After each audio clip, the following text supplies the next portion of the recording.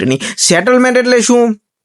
તો જો તમે કોઈ પણ લોન લીધી છે, માની લો કે તમે 1 લાખ રૂપિયાની લોન લીધી છે, હવે એ 1 લાખ રૂપિયા તમે ભરી શકો તેવી હાલત જ નથી। માનો કે તમારે ધંધો છે તે લોસમાં ગયો છે, નુકસાન થયું છે, અથવા તો તમે કોઈ નોકરી જોબ કરતા હતા, એ નોકરી તમે મૂકી દીધી, અથવા તો તમારે નોકરી જતી રહી છે, બરોબર છે, અને તમારે કોઈ એવું મેડિકલ ઇમરજન્સી આવી ગઈ છે કે જેથી કરીને તમે જે લોન લીધી હતી એ ભરવાની હતી એ અત્યારે તમે ભરી શકો તેવી હાલત નથી।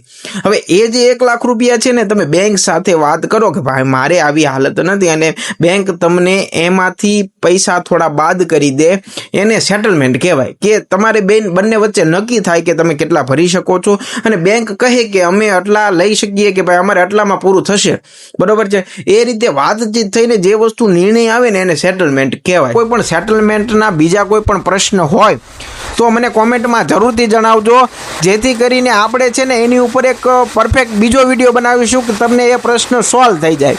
તો જો માહિતી ગમી હોય ને તો એક લાઇક અને તમારા મિત્રો સાથે વિડીયોને જરૂરથી શેર કરજો, અને આવી જ માહિતી માટે છે ને મોટાભાઈ ફાઇનાન્સ ચેનલને જરૂરથી સબસ્ક્રાઈબ કરો।